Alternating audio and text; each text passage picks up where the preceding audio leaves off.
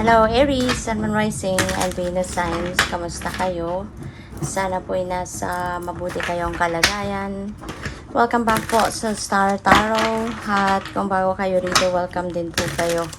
Please subscribe, like, share my videos, and leave me a comment kung nakaresonate po kayo. So, first message ninyo, we have divine timing. Ayan. So, sabi dito, not yet, trust the process, kasi the universe is still aligning things, people, circumstances, para na mapaghandaan, no? Yung kung ano man itong hinihingi mo, ano man itong nire-request mo, yung ganon, no? So, when divine timing comes naman, talagang sakto yan sa panahon na dapat mangyari ang mga bagay na maaring hinihingi ninyo, no? Divine timing is not late, never early. Talagang sakto sa panahon, sakto sa plano ng divine, nangyayari ang mga bagay-bagay. Kaya wag kayong mainip, wag kayong mapagod magantay, 'di ba? Kasi when divine timing comes, 'yun, mangyayari din at mangyayari 'yan. All right? So we have it's about to pay off. Wow, Aries. So antay-antay lang. Konting tiyaga lang, konting pasensya pa, because whatever this is na pinagsisikapan mo, whatever this is na pinagtatrabahuan mo, it's going to pay off, at malapit na, it's about to pay off, diba? Malapit na, so kumbaga konting ano na lang, konting tiyaga na lang, okay, konting antay pa, so never give up. Okay? Never give up. Huwag kang masawa, huwag kang mapagod kasi you're almost there. Magbubunga na kung ano man itong pinagsisikapan mo. Kaya rather than mainip ka, rather than mapagod ka, dapat mas maging excited ka na lang. Diba? Kasi parating na kung ano man itong inaantay. Alright? So, new beginning. Wow, springtime sa buhay ninyo. Merong magsisimula. No, meron kang sisimulang bagong ganap sa buhay, something is going to start, no? Maaari na yung accomplishment mo dito magbubukas ng panibagong pinto para sa iyo. Merong bagong opportunity, 'di ba? Muli na magbubukas para sa iyo. And maybe you're going to start taking action as well towards that. 'Di ba? Iba-iba to. Depende sa inyong sitwasyon. Pwedeng meron kayong bagong sisimulang pwedeng bagong racket, bagong trabaho, bagong career path, bagong business, pwedeng bagong relationship yan, bagong commitment, no, sa inyong person, yung mga ganyan. So, may sisimulan kayo. No? May sisimulan kayong bagong ganap. Alright? So, that's very exciting. So, tignan natin kung ano pa ang ganap para kay Aries. By the way, maraming salamat, no, for subscribing. And if you haven't subscribed yet, subscribe na kayo. And maraming salamat din for not skipping the ads. Malaking bagay po yan sa akin. And also, please click the join button sa baba ng video kung gusto po ninyo na mag-join kayo sa membership. Salamat. We have material wealth. Wow. True prosperity. Tapos meron tayong isang kaban na pera dyan, diba? Kasi magpe-pay off na nga. Magkaka-financial reward ka na, diba? Sa lahat ng effort na binuhos mo into that something, So, yun. Maaari ngayon na talagang you're going to be very abundant, you're going to be very prosperous. There is material wealth talaga na dadating. Maaaring malaking pera, no? Pwede kasi na yung true prosperity na to will be coming from this. Diba? So, maaaring malaking amount of pera ang dadating sa'yo. Yung reward na yan. No? Pwedeng return of investment din yan. No? Pwedeng ganun. Or this could be something else. Diba? Pwedeng may pamana sa'yo. Kaya magkakaroon ka ng maraming pera or maaaring pamana yan sa'yo na property na merong malaking amount, no? Na kapantay, 'di ba? So, yun. Good luck and congrats.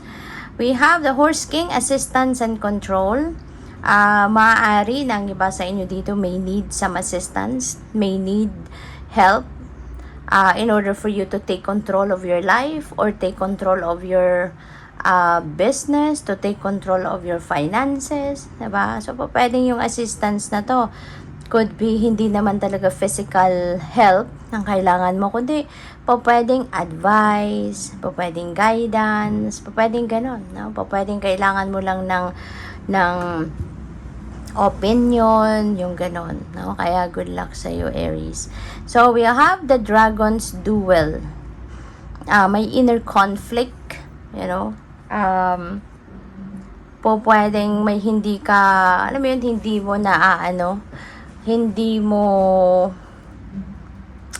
mo napapagdesisyonan, no? Siguro ang bagay na ito. Maaaring naguguluhan ka, you know. Maaaring you are experiencing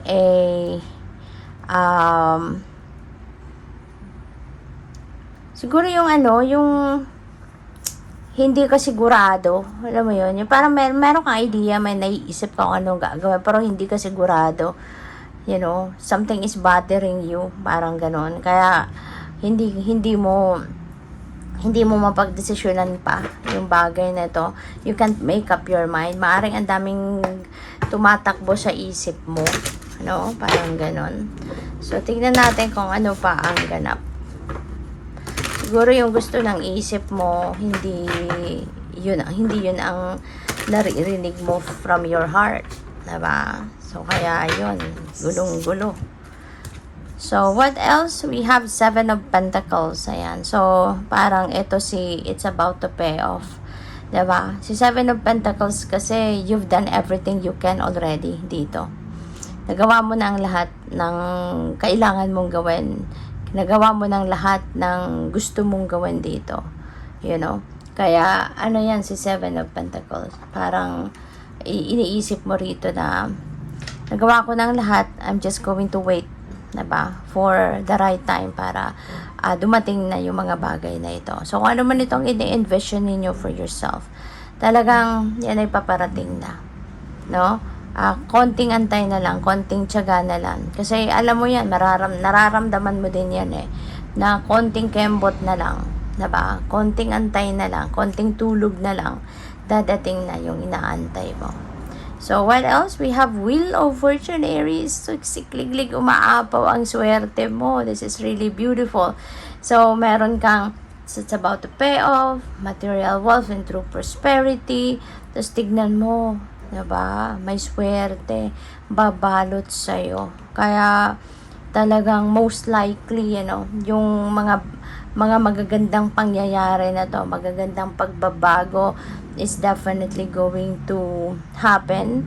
May prosperity, may abundance, may material wealth, diba? Ang swerte mo pagdating sa pera, siswertehin ka. Kaya yung new beginning na to, definitely it's going to happen kasi si Wheel of Fortune then this signifies change, diba? Kaya that signifies na merong ending, merong beginning, merong magsisimula. Kasi kung ano man ang ending dito, matatapos na yung difficulty mo, matatapos na yung mga mahirap na sitwasyon na pinagdadaanan ninyo, kasi nga, papasok na yung swerte. Things are going to fall into its right places. Things will be turning in your favor na from here on, kaya suswertehin ka talaga. So, what else? We have 2 of Swords. Alright? 2 of Swords.